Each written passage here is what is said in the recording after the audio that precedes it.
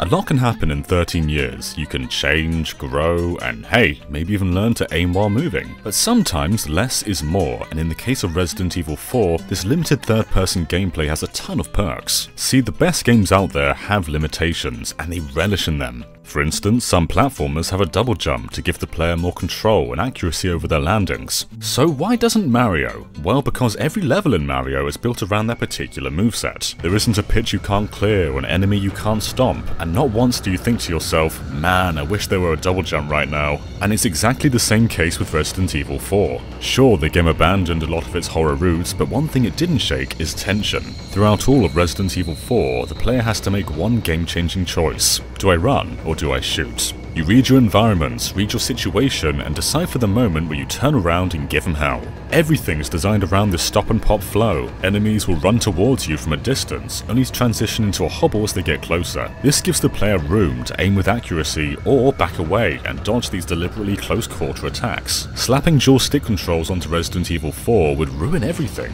That calculated player risk of knowing when to shoot and when to move would simply be gone.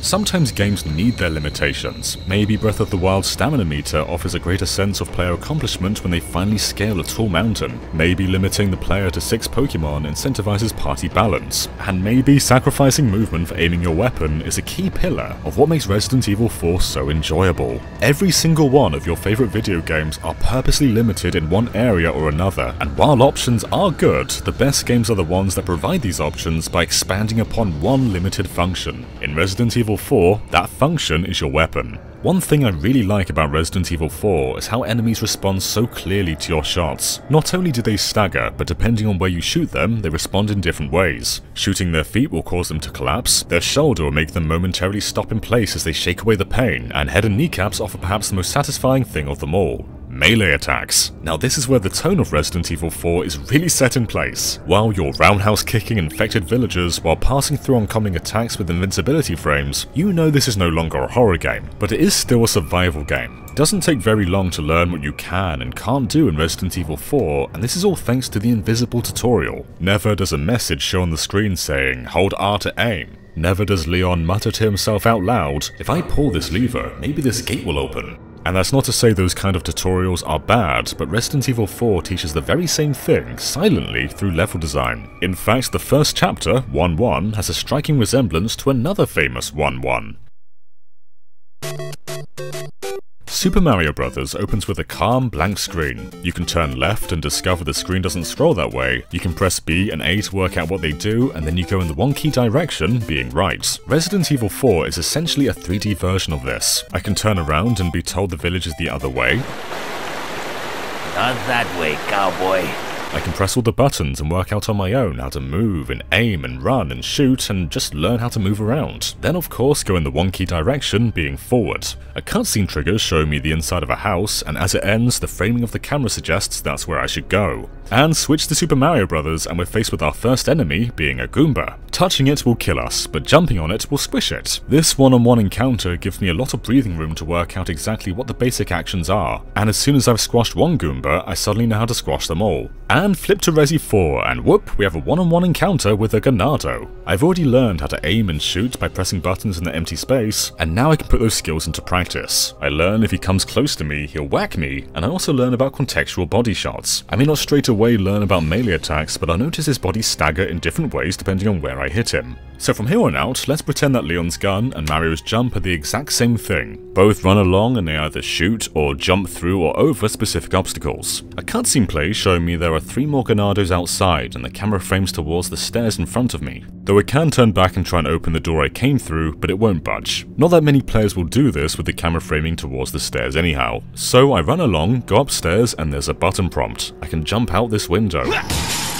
So after squashing that Goomba and Mario, I'm met with a pipe. Now Mario has to find new ways to jump. These vary in height, distance, and some even have Goombas in between. As I make my way across each one, I'm moving and jumping in very different ways, and I'm also discovering momentum. The faster I'm moving, the further I jump. Now let's say Resident Evil 4 has 3 Ganados instead of 4 pipes. Unlike the previous encounter, I now have to be aware of my space. Now if my aiming's good, I can stand my ground and shoot them down one by one, but to avoid risk I should be moving and shooting shooting consistently. Both of these examples showcase the importance of moving mixed with the basic action of each respective game. And now, we're set. So far I've learned that Leon can walk, run, aim, shoot, interact with the environment, and I most likely discovered melee attacks from being in the short range distance of the Ganados. This is 1 minute of hands-on gameplay and I already know every basic ability. Now all that's left is to iterate and expand upon what's available to me. Now what both games have is a lot of space to continue to teach, expand, and iterate upon the basics. Mario will run and jump through basic designs with 1 or 2 enemies occasionally occupying the screen, and so will Leon. In Mario, you may want to check out what's in those floating question mark blocks, which will then reward you with coins or power-ups, and then Leon will do the very same thing with these crates. I also really like how when we first start moving freely in Resi 4, we see this dog stuck in a bear trap. Now the bear trap comes into play a lot over the course of the adventure, and this kind of teaches us about them, while also rewarding our mortality. Leon just killed 4 guys, and now he's saving a dog, and if you did this, you're even rewarded for it later in a boss fight. Again, Leon doesn't mutter, hey, if I throw this dog a bone, maybe he'll throw me one later. You just do it because the visual and sound design draw attention to this vulnerable creature. So we make our way along both levels and we've pretty much mastered running and jumping and running and shooting. Now here comes the climactic ending from Mario. 4 Goombas, the most we've seen together, followed by another 2. But don't worry, don't panic, it's nothing we aren't prepared for with everything we've learned. Now Resident Evil 4 goes a little more extreme, but the core principles are the same. The game has taught you all there is to know with one simple set piece, and then from there on it iterates and gets you comfortable with the core mechanics of the game. And then it climaxes with an onslaught on an entire village. Now there is still a third act of Resi 4's 1-1, but the core teaching principle and level structure lifts a lot from Mario, and even as the game goes on, it continues to teach through visual design and iteration. For instance, let's fast forward all the way to 3-1. As we step forward, a cutscene triggers to show us 2 enemies preparing a device that launches projectiles. There's a red barrel next to them. Then we're back in control, and the projectile just misses us as it's too far away, but it does hit a nearby structure and completely demolishes it. So what have we learned in those few seconds? Well, we know the location of those enemies with a clear idea of how to take them down, being the red barrel, and we know their shots are powerful enough to take down stone structures. From here, we'll continue forward in the only clear direction while being sure to avoid those projectiles, using both sound and shadows. Now iteration kicks in. There are more of them, but we also see what we saw in the cutscene, red barrels. If we take cover in this small structure and occasionally pop out, we can deal with them one by one. So with just a short cutscene and a small visual demonstration, we know exactly how to deal with these guys. And stuff like this happens all the time in Resident Evil 4. In 3-4, an enemy from above throws an explosive. It won't hit me, but it tells me he's there and to look out for him. And here, a giant death machine is accelerating towards me, and a brief cutscene shows me 2 enemies manning it, and now I know what to aim for. In fact, a lot of the game's cutscenes really don't have anything to do with the story. Most set up gameplay possibilities. Near the end of the game, after your fight with Krauser, you'll naturally be quite low on ammo, and lo and behold, a fighter jet just so happens to pop up and do all the shooting for you. You collect ammo along the way, and then unfortunately get shot down during a cutscene at the end. So what did the helicopter add to the story? Well, beyond building a little more anger towards Sadler, nothing. This was purely contextual for the gameplay segment. In other instances, the game uses colour to emphasise importance or interactivity. We've already seen red barrels, but how about our first interaction with blue medallions? Now these are hidden around the game, and shooting them enough will grant us free weapons, but how do we learn about them? Well, as soon as we enter this screen, your eyes will immediately focus on the colour blue amongst the browns and greys. The blue poster is of course the main draw, but you'll also likely see a sparkling blue object just above it. And from there on, we shoot all kinds of things that sparkle. The blue poster focuses your attention, and then the sparkling object grabs it, and then there's a little prompt saying you got 1 out of 15 medallions. Now we don't know exactly what they do, but then we later meet the merchant who then tells us about them again. So while the poster can provide information, the key importance here is we likely got it without the game telling us a single word. Even boxes and crates follow this philosophy. They're a much brighter shade of brown, which makes them stand out among the darker colours. And when we first go into the prison and find this enemy, don't the golden bells stand out? While the cutscene shows us his eyes are sewn shut, and he doesn't quite track us like other enemies. Soon you discover he only responds to sound, and suddenly those golden bells are almost ringing themselves. And then there's other instances of visual aid. Resi 4 never requires you to move the camera, as turning is handled just by moving left or right. And so to help with depth perception, these swinging blades have an ingrained line on the ground to show you exactly where you shouldn't be standing. And again here, the camera moves itself automatically to show us the best angle with these moving pillars. It's a far cry from the fixed camera of classic Resident Evil games, but Resi 4 makes very intelligent use of its angles. It knows when to pan out, it knows what to focus on, and it knows where to position you after a cutscene.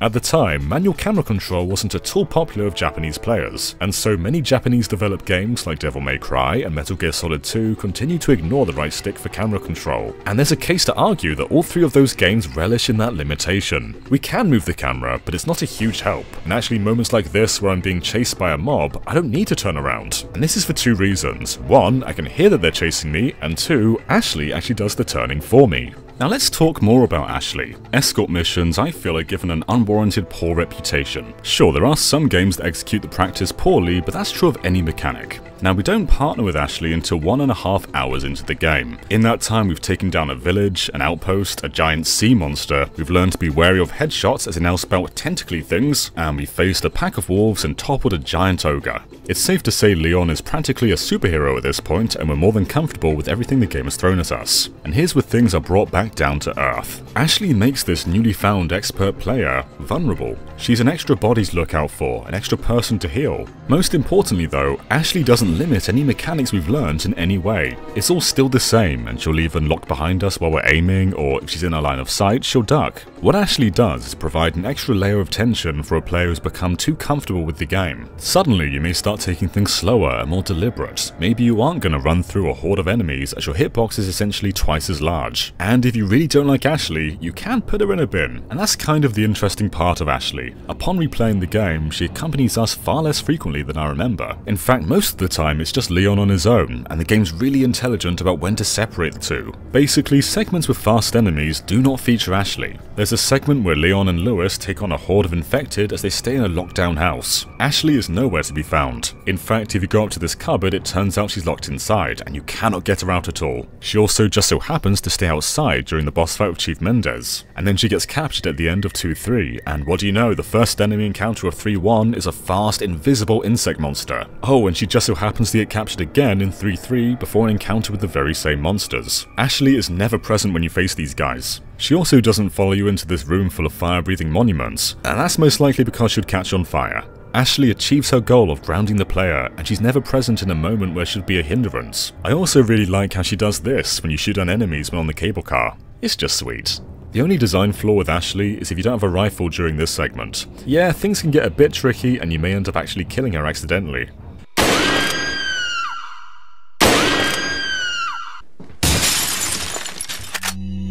Inventory management is something that's usually a bit of an inconvenience in many games, but what I like about it in Resident Evil 4 is it encourages you to be selective. You can't just bring along 5 rocket launchers and kill everything in one hit. You may sometimes even have to sell off beloved weapons as you simply don't have the space for them. Every time you visit the merchant, you make a conscious decision of what to do with your money. Do you buy a larger case, buy new weapons, or upgrade your existing ones? And maybe this is incentivized by the hands-on approach of literally being able to squeeze everything into your case. Because you're so involved with the process, you're committed to play along with it.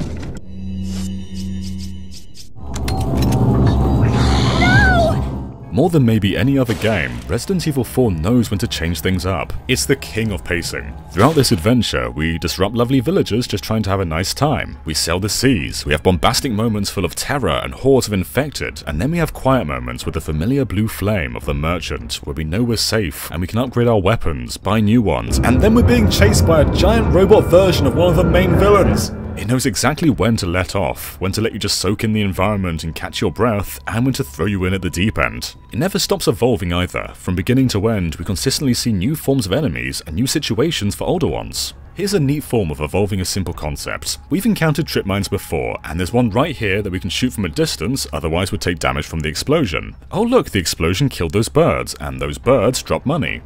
Fast forward to later, and oh look, these unsuspecting birds just sitting around. And now we're in the money. And then we take that concept a step further on actual enemies. They're so neatly lined up here, it just makes sense. And again here, only this time they're further away, so there's a real chance of missing.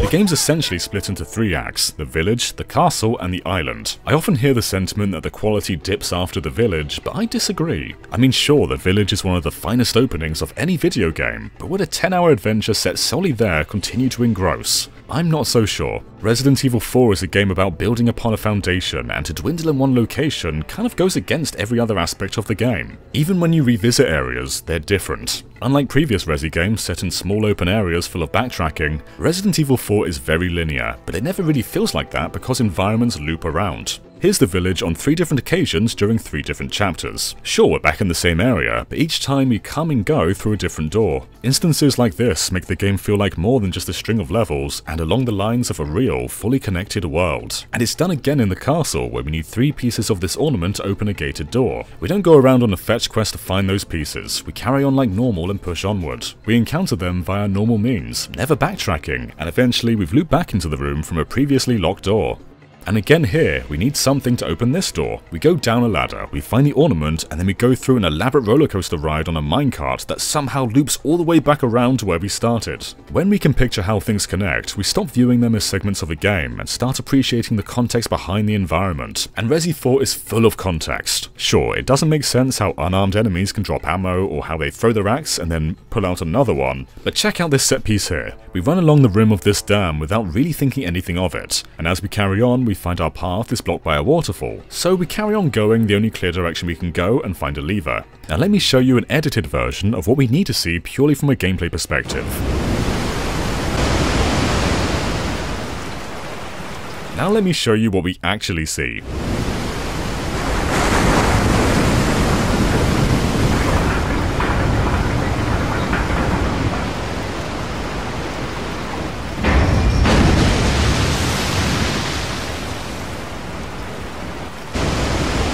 The game loves explaining its mechanisms and how things work, and it makes me appreciate the level design that much more. There's even a side mode called Separate Ways that adds further context to the story. Here you play as Ada Wong on an adventure parallel to Leon's, and it explains small things like why the bell rang during the village sequence, what this dashboard was intended for, and why Lewis leaves after the house onslaught. I never really questioned these holes during the main story, but it's really satisfying to understand the context behind everything. Going back to the village, castle, island tiering, it's almost a disservice to generalize the game's content under such small labeling, because this is all village, this is all castle, and this is all island. Just like enemy, weapon, and puzzle variety, the locations change so frequently, and as does the tone. The island may be one of the most bombastic playgrounds the game has to offer, but then you hear these eerie groans. The Regenerators. As soon as they see you, this terrifying score blasts in. They move slower than any other enemy, but they bite twice as hard. These guys are horrifying, and the island is also home to whatever you class this as. Resident Evil 4 is packed with ideas, and the pacing of each one is executed near perfectly, but at the forefront of it all are the simple mechanics you learnt only a few minutes in. I don't personally believe games can age. I believe genres can evolve, and graphics may look dated, but the best games are the ones like Resident Evil 4 that dedicate themselves to their limitations. I mean, I could, and have, spent dozens of hours just playing the Mercenaries mode. The beauty of that mode is it strips away the context, strips the pacing, and just leaves you with the core combat, and it's still so fun. Fun doesn't age. So while many modern shooters may have new standards, how many of them are truly designed around their limitations, and is the structure housing those limitations intelligent? Well, that's what makes Resident Evil 4 so good. Not only is it mechanically excellent, but every single element is pure fun. Perhaps you are disillusioned with overconfidence, just because you killed my small-time subordinate. Sadler, you're small-time. Oh. Are you out of your mind? I knew you'd be fine if you landed on your butt.